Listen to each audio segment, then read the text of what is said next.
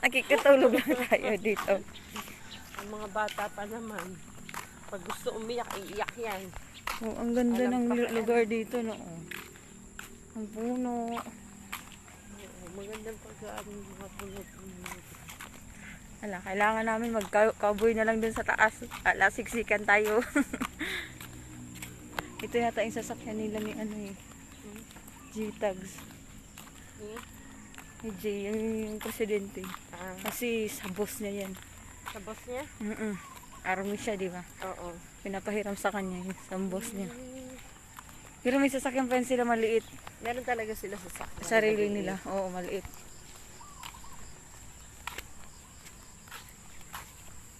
Umuwi talaga yung iba kasi wala na dito, no? Ha? Umuwi yung iba. Kaya lang pag uminom ka, tapos uminom ka, baka